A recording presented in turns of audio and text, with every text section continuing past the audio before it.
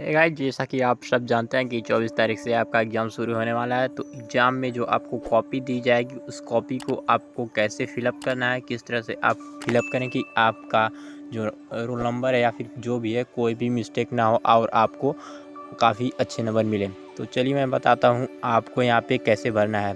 सबसे पहले आपको दिखा दूँ, यह कॉपी का फ्रंट पेज है। आपको सबसे पहला पेज यही मिलेगा और यहाँ पे यह पेज मिलेगा। आपको यहाँ पे कुछ भरना है और कुछ नहीं भरना है, तो आपको समझना होगा कि कैसे भरना है और कौन सा भरना है और कौन सा हमें छोड़ना है। तो चलिए मैं दिखाता हूँ यहाँ पे जूम करके।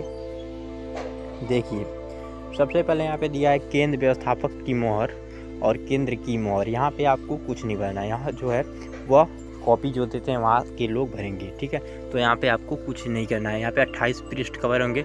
फिर यहाँ इंटरमीडिएट का है, इसी तरह का आपका हाई स्कूल का भी होता है। इसमें कोई दिक्कत नहीं है, आप इसे देख करके आप हाई स्कूल का भी कर सकते हो। तो देखिए, यहाँ पे कुछ निर्देश दिए गए हैं, तो उनको आप ध्यान से पढ़ लीजिएगा। उन निर्देशों को पढ़ने के बाद यहाँ पे बताया जाएगा कि इसमें आपके जो यहाँ पे दिख रहे हैं 1 2 3 4 5 6, आप केवल 6 को ही भरना है, आपको नीचे आगे नहीं भरना है। तो चलिए मैं बताता हूँ।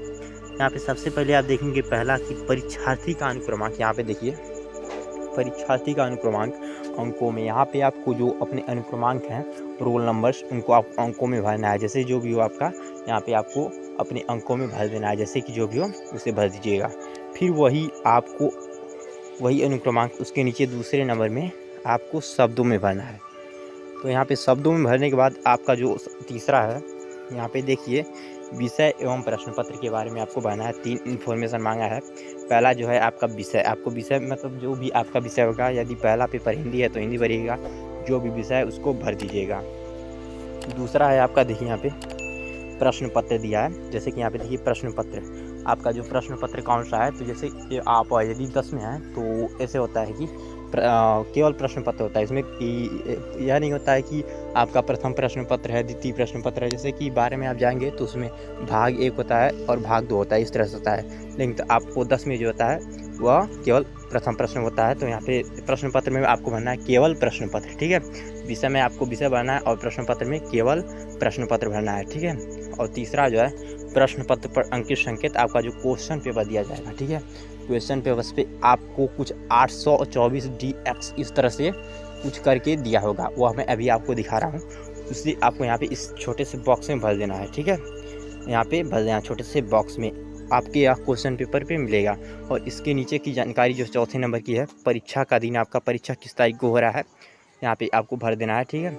और अगला जो परीक्षा तिथि एवं पाली, यहाँ पे आपको सबसे पहले परीक्षा की तिथि डालनी है, आप जिस तारीख को परीक्षा देने जा रहे हो। और पाली मतलब आपकी कौन सी पाली है, मतलब यदि आप सुबह को एग्ज़ाम दे रहे हो 8 बजे के बाद, तब आपकी प्रथम पाली मानी जाएगी।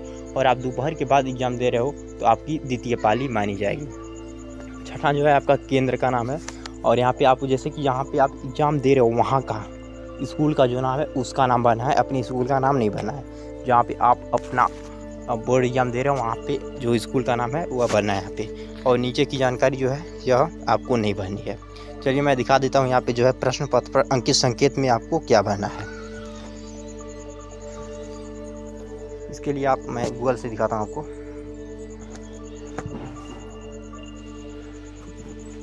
यहाँ पे देखिए, जैसे यहाँ क्वेश्चन पेपर आपको दिख रहा होगा, देखिए यहाँ पे दिया है 830 DX, यही होता है प्रश्न पत्र पर अंकित संकेत। यही आपको भरना होता है उस छोटे से बॉक्स में। और इस वीडियो के माध्यम से मैंने आपको एक छोटी सी जानकारी देने की कोशिश की। और अब यदि आपके मन में कोई भी कन्फ्यूजिंग है तो कमेंट करके ज़रूर पूछिएगा। धन्यवाद।